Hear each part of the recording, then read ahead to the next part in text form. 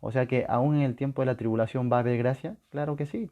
El mismo Señor Jesucristo lo dijo, ¿no? Y aquellos días serán acortados. Si no fuesen acortados, ninguno sería salvo. Gracias, pues hermano. Luego también el Señor Jesús ahí mismo dijo, será predicado este evangelio del reino a todas las naciones. ¿Qué es eso? Gracia, pues. O sea, aún en el tiempo de la tribulación va a haber evangelio para todas las naciones. Eso es gracia.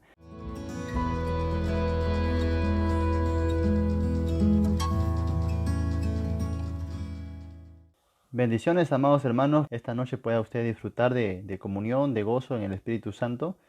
Y bueno, vamos a tener un momento especial de enseñanza, esta vez resolviendo dudas y estableciendo un panorama, una plataforma para estudiar el Evangelio de Mateo. Un evangelio que el día de hoy está siendo tergiversado, es muy poco entendido como debe de ser, entonces se lo toma para aplicarlo de una manera incorrecta, en una manera a veces tan estricta, tan directa hacia la iglesia, sin considerar su trasfondo, sin considerar su contexto, sus lectores originales y tantas cosas que, hermanos, debemos tener en cuenta para un buen estudio de la palabra. Eso no significa que debemos ser fríos en cuanto a la palabra, que debemos dejar de lado al Espíritu Santo.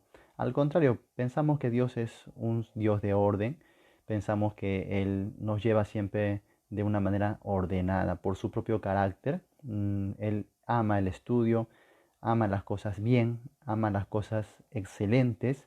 Entonces, hermanos, debemos estudiar así, de manera excelente, no solo mecánicamente, no solo así a la ligera, como que bueno, simplemente lo leo y ya está. Yo creo que todo hijo de Dios tiene que ser diligente en su estudio. Ahora, yo he puesto aquí que vamos a ver en análisis todo lo que compete al Evangelio de Mateo y sí, pero tenemos que comprender que lo vamos a hacer a grandes escalas, ¿no? A grandes rasgos, porque el Evangelio de Mateo es muchísimo.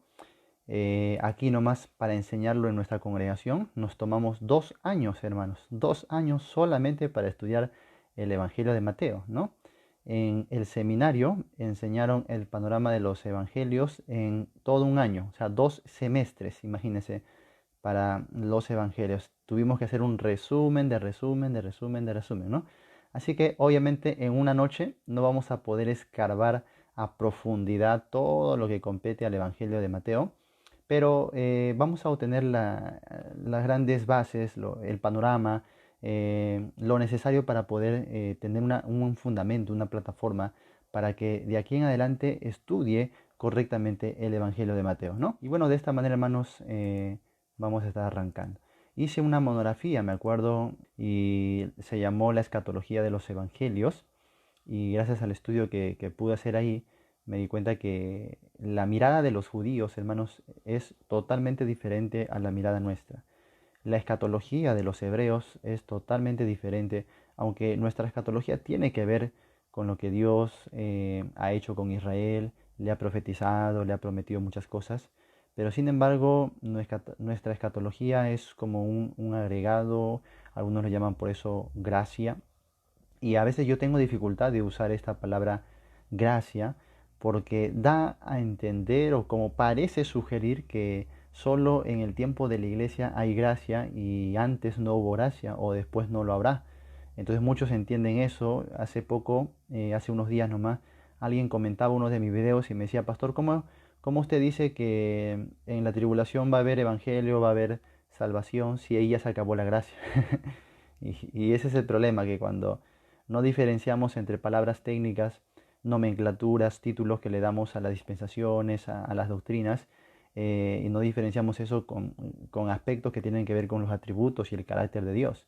O sea, una cosa es el tiempo de la gracia, la dispensación de la gracia, que así se le ha llamado técnicamente, porque entendemos que ya Dios desde el Antiguo Testamento trazó una escatología, pero hizo un paréntesis, lo que algunos han dicho un paréntesis, un añadido especial de gracia en la que Dios va a usar a la iglesia.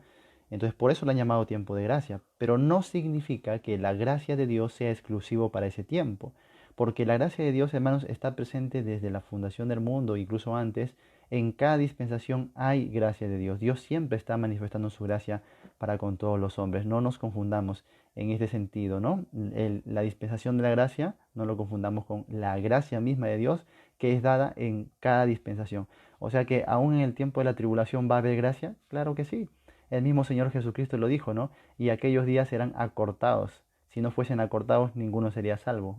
Gracias, pues hermano. O sea, si Dios no interviene en la tribulación, ninguno podría sobrevivir. Eso es lo que está diciendo el Señor Jesús. ¿Eso cómo se llama?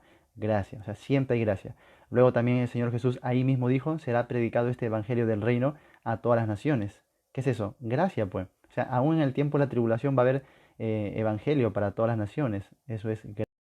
Mateo 25 dice que después de la segunda venida de Cristo, aparte de los escogidos que han sido reunidos, muchas naciones van a ser admitidas en el reino. ¿Cómo se llama eso? Gracia, pues hermano, gracia. O sea, la gracia siempre existe, ¿ya? En cada dispensación, en cada tiempo, con cada grupo, Dios siempre está dando gracia. Así que no vayamos a confundirnos en este aspecto. Muy bien, antes de ver el Evangelio propiamente de Mateo, hermanos, es necesario entender que entre el Antiguo y el Nuevo Testamento de nuestras Biblias, ojo, hay que hacer la diferencia también aquí para entender. Yo sé que algunos ya de repente tienen una base, pero hay hermanitos que necesitan entenderlo porque son principiantes en el estudio y nunca es malo pues refrescar un poquito, ¿ya? Tenemos en nuestras Biblias más o menos lo que es la diferencia entre el Antiguo y el Nuevo Testamento. Entonces, en nuestras Biblias se marca el inicio del Nuevo Testamento a partir del Evangelio de Mateo. ¿No es así? Y bueno, eso cuando hablamos en el sentido bibliográfico, vamos a decirlo así, es cierto, pero en el sentido doctrinal no lo es. O sea, tú tienes que entender Antiguo y Nuevo Testamento hablando desde el campo de la literatura. O sea, cuando abrimos nuestra Biblia, ahí está, Mateo comienza en la parte que se llama Nuevo Testamento. Eso está bien si lo consideramos para el estudio simplemente del libro, pero cuando ya analicemos doctrina es diferente, porque los evangelios, amados hermanos, todavía está en el antiguo pacto.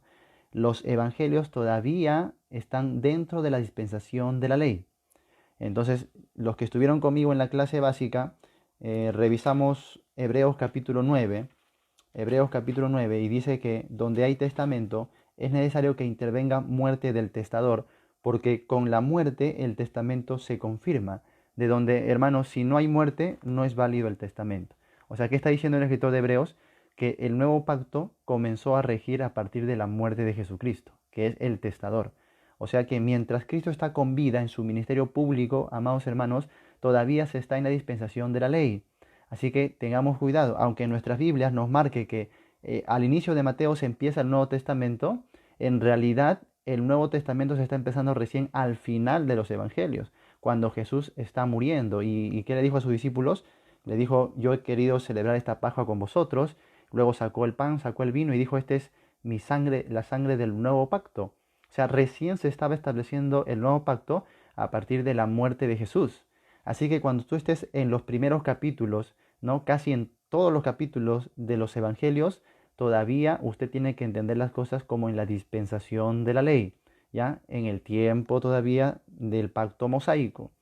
Por eso es que nos confundimos mucho cuando sacamos Mateo 1, Mateo 5, Mateo 7 y tratamos de aplicarlo directamente a la iglesia cuando eso corresponde a judíos en la dispensación del antiguo pacto. Así que de ya vamos entendiendo esas cositas.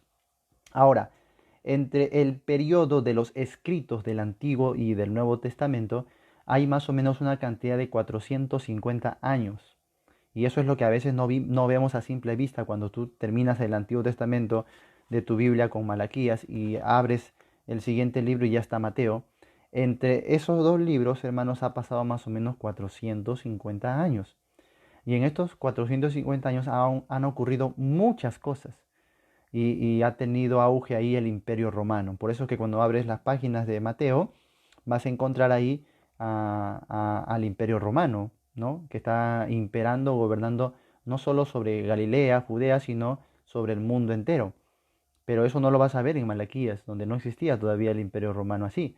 Así que entiende que hay un periodo intertestamentario, un periodo de transición en la que Dios no inspira libros, aunque sí se escribieron libros y los conocemos como los libros deuterocanónicos, que tienen un valor histórico y no podemos negarlo. Los libros deuterocanónicos tienen un valor histórico, pero no tienen un valor autoritativo. Hay que diferenciar eso. Los católicos, por ejemplo, incluyen estos libros en su Biblia y muchos de estos libros narran pues cosas que sucedieron en esta época entre el Antiguo y el Nuevo Testamento y son ciertos, pero que sean ciertos no los hace inspirados, que es distinto.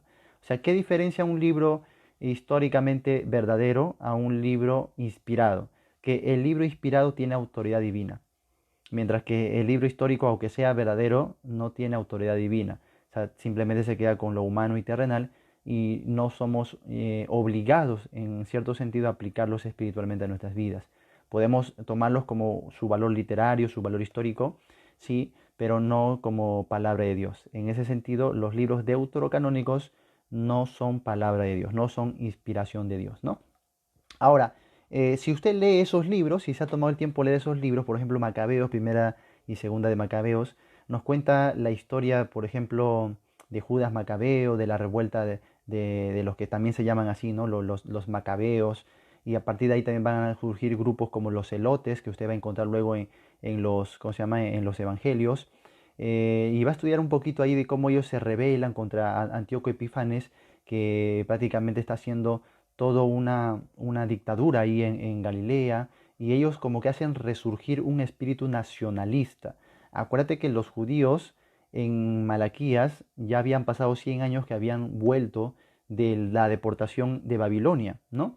70 años esclavizados en Babilonia, luego ellos vuelven a su tierra, la reconstruyen. 100 años después se escribe Malaquías llamando la atención al pueblo por su pecado, porque acuérdate que el pacto mosaico estaba puesto bajo maldición, y la maldición generacional del pacto mosaico era que Dios iba a entregar al pueblo, a las naciones paganas, que los iba a esparcir, o que simplemente iba a maldecir su tierra. Todo esto era la maldición del antiguo pacto, que otra vez se cumple porque, aunque Malaquías les advierte a los judíos que habían retornado de que se habían alejado otra vez del pacto, ellos obviamente por su impiedad no se convierten, no se arrepienten, y entonces en este periodo intertestamentario ellos sufren otra vez el juicio de Dios, sufren la maldición de la ley, ¿no? Pero ya habían sufrido tanto a manos de tantas naciones paganas, así que surgió con Judas Macabeo un espíritu nacionalista.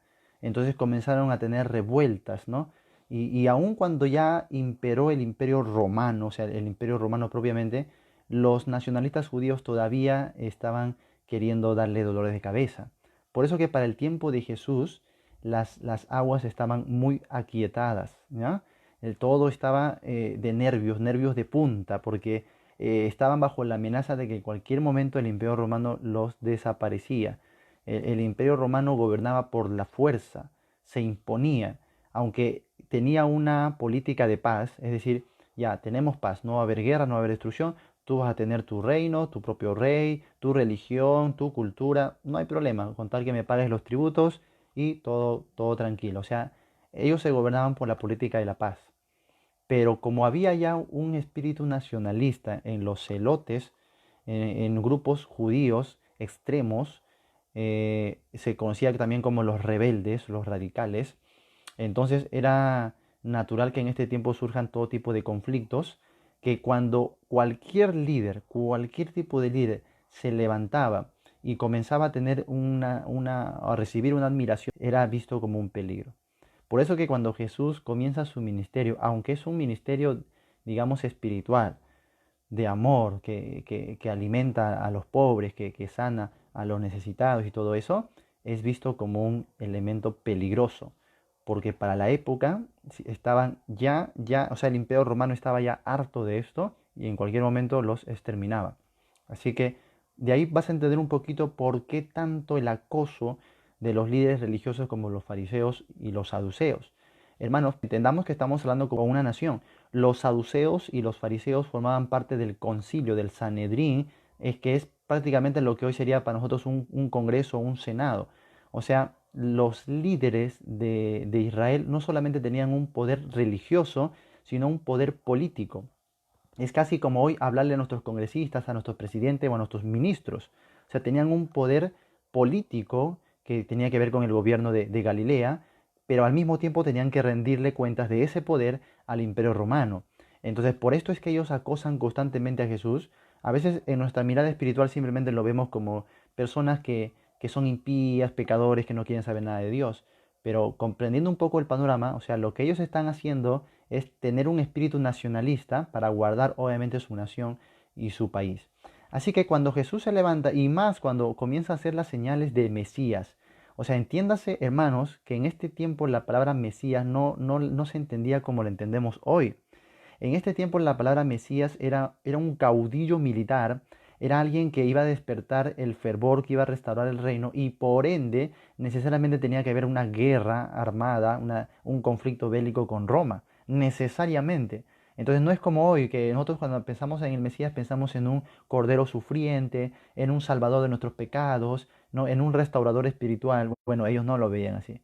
Cuando ellos escuchaban Mesías, o sea, se alarmaban todos los ánimos porque implicaba guerra. Acuérdate que estás hablando de una nación, hermano, que tiene su ejército, que tiene su reino, ¿no? Que está subyugada con un imperio poderoso. Entonces, de esta manera uno tiene que apreciar los evangelios, ¿ya? Con este panorama, con esta óptica. Si no lo apreciamos así y comenzamos a aplicar Mateo simplemente como cosas espirituales o como aspectos de la iglesia, bueno, nos vamos a confundir mucho. Mateo, hermanos, y los evangelios están en un contexto puramente terrenal, en un contexto nacionalista. Así que hay que tener mucho cuidado en este aspecto. Ahora, cuando iniciamos ya propiamente el estudio de los evangelios, son cuatro los evangelios, ya en varias oportunidades he explicado, que es porque Dios ha dejado cuatro testimonios. Según la ley, era válido tres testigos para verificar que un testimonio es válido, es reconocido, para aceptarlo. Bueno, Dios deja cuatro.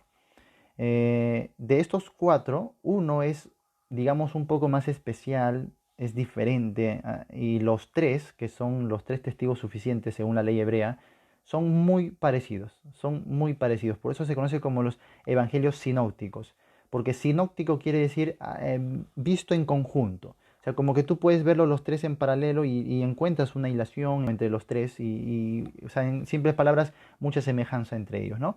Tienen casi una sola estructura. Es como que alguien tomó el bosquejo del otro e hizo su propio evangelio. Entonces, esto se conoce como los evangelios sinópticos.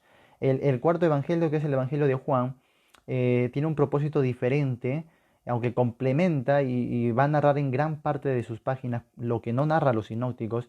Su estructura va a ser diferente, no termina como terminan los otros. Entonces, en este sentido, el evangelio de Juan no es considerado dentro del grupo de los sinópticos, pero sí tiene un valor en cuanto a la defensa de la divinidad de Jesús.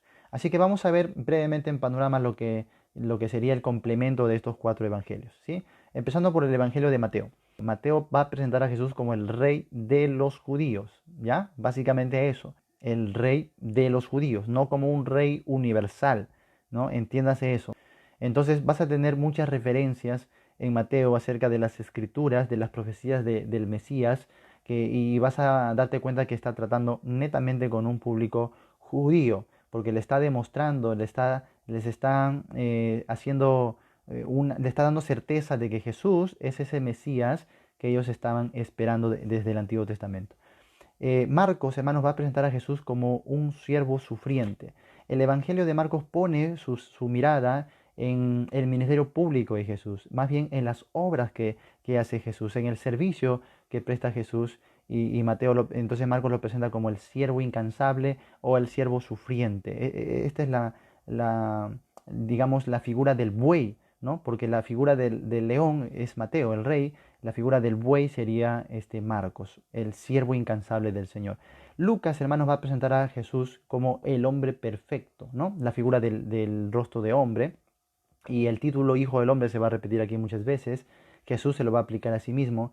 Y la idea de Lucas es presentar, hermanos, al Mesías como un ser humano completo, ¿no? Que se cansaba, que tenía hambre, que tenía sueño, que padecía, que sufría, que se encomendaba al Padre.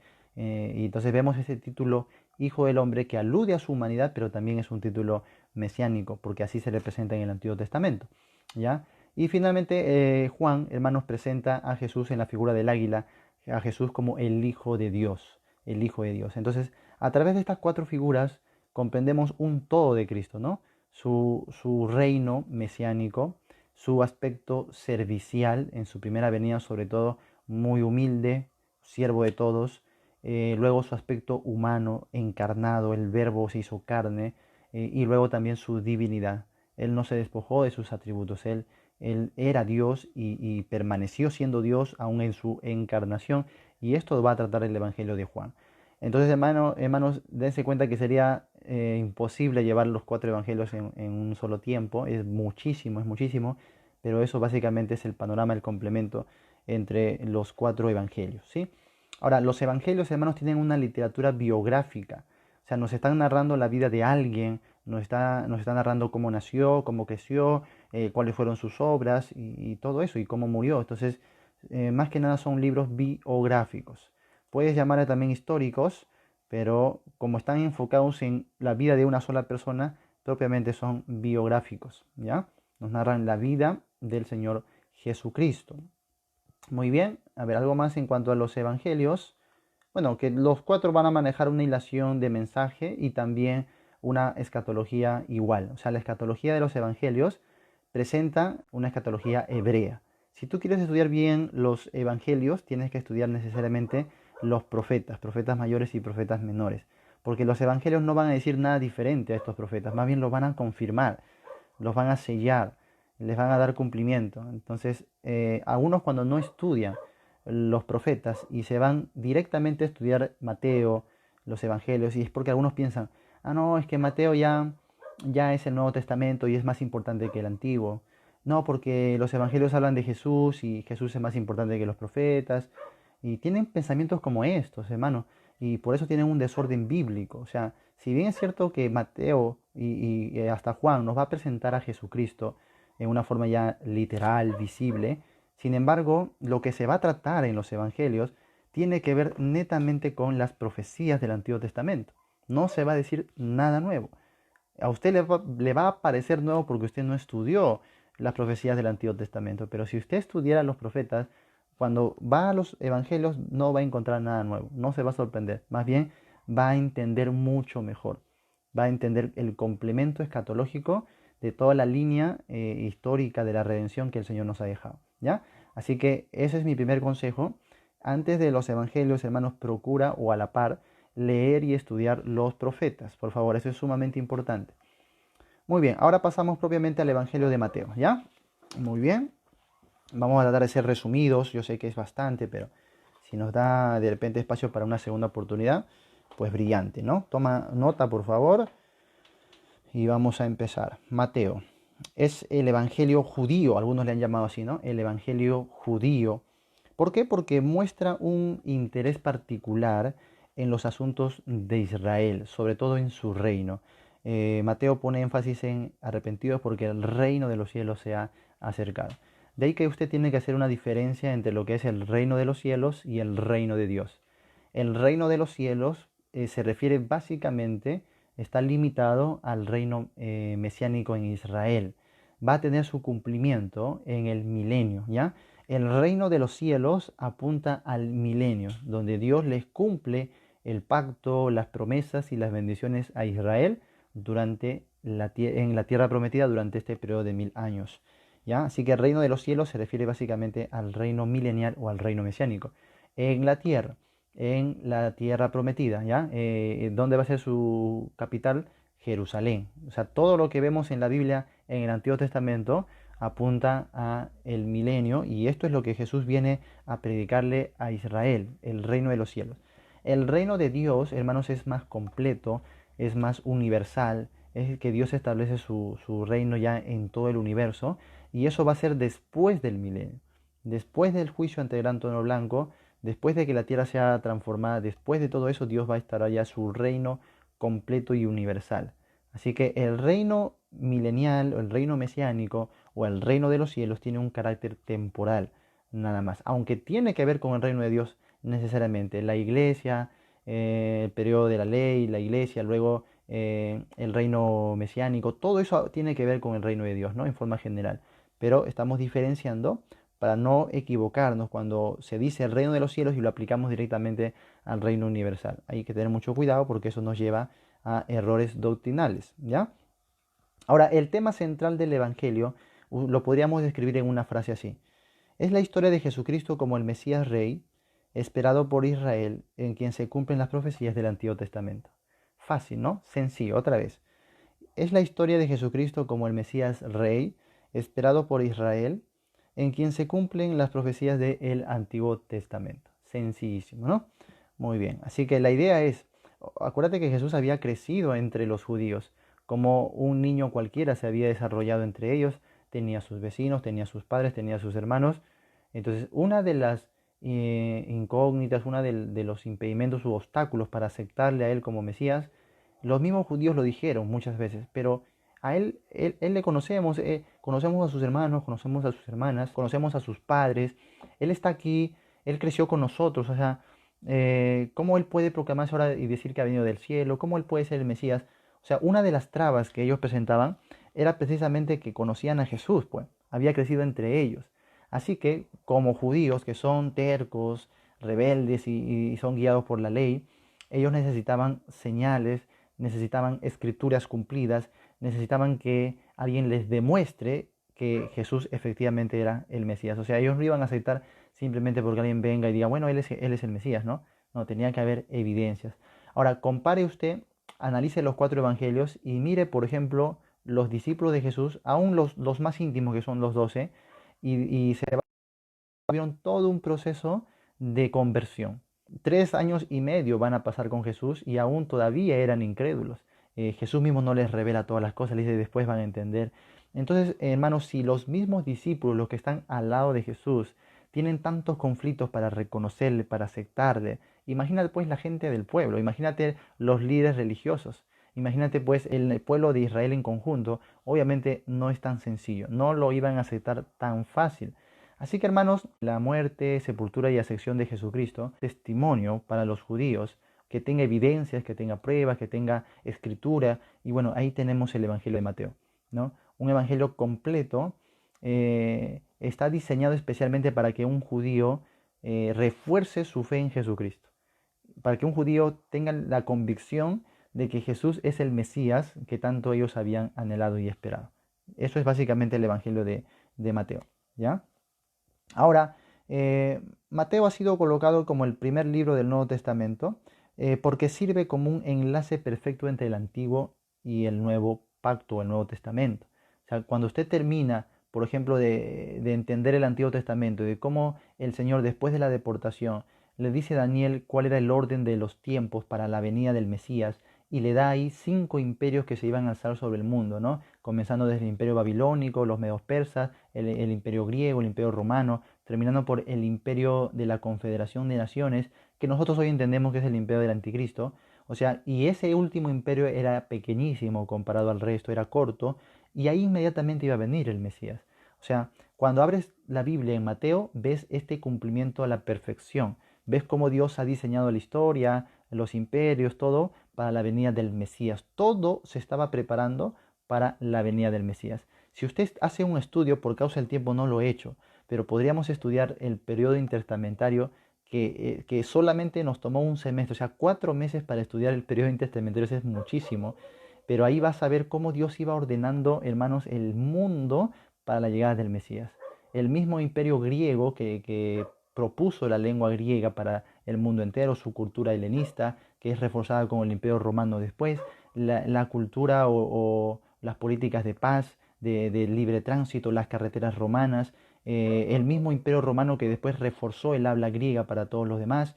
O sea, todo esto iba preparando al mundo, hermanos, para que el Mesías sea dado a conocer. Incluso el imperio romano hizo lo que es la colonización, entonces los mismos judíos tuvieron colonias en toda la dispersión, en todo el mundo antiguo. ¿Y esto qué, cómo iba preparando al mundo? Pues los judíos iban llevando la creencia en un solo Dios, que en estos tiempos más bien lo famoso, lo común era el politeísmo, en cambio los judíos llevaban el monoteísmo.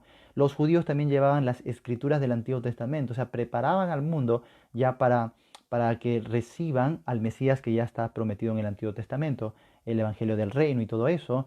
Entonces Dios, a través de todo lo que hizo en este periodo, sinagogas, judíos, imperio romano, políticas, estaba acondicionando incluso al mundo en una sola lengua, él habla griego, para que cuando llegase el Mesías encuentre un mundo dispuesto, listo para ser, hermanos, conquistado por la luz de Jesucristo. Entonces, por eso ves que los apóstoles, aun con todas las limitaciones de la época, en pocas décadas conquistaron el mundo antiguo. En pocas décadas conquistaron 3 continentes, ¿no? Porque ya el mundo había sido preparado. Así que yo creo que va a ser valioso que usted invierta un poco de tiempo estudiando el periodo intertestamentario. Le va a dar luz sobre todo esto. Es muy, muy, muy hermoso. Puede ser un poco tedioso porque, sobre todo a los que no les gusta historia, los datos y todo eso, pero creo que vale el esfuerzo, vale mucho el esfuerzo, ¿ya?